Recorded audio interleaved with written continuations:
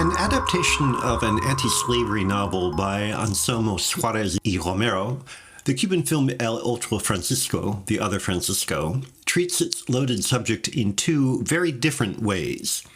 The first is a more or less straight adaptation of the novel, a host of romantic cliches about a tragic love affair between two house slaves.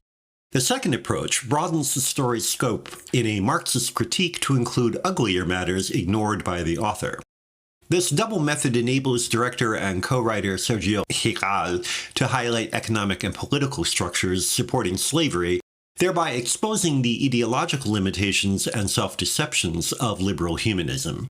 I saw the film for the first time a couple of years after its release in 1974, and it has stuck with me.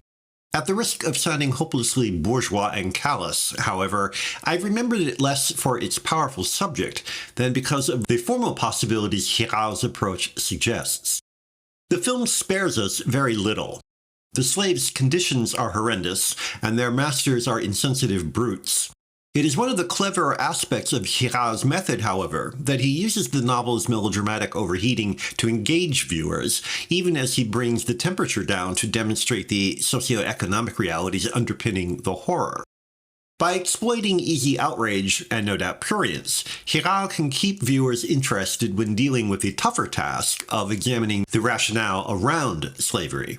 He provides this perspective with occasional observations from a deadpan narrator and through interrogations by an English agent character, Richard Madden, who is investigating whether the Spaniards are honoring an agreement to control slavery in their colonies.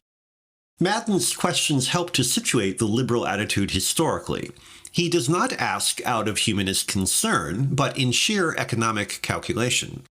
Are Cuban plantations an investment-worthy endeavor? Is slavery necessary to their function? If so, Madden expresses only the mildest criticism about how the slaves are treated. If not, then slavery should be eliminated for no better reason than its inefficiency. Madden's objectifying logic is the flip side of the emancipator's good intentions, no matter how sincerely held.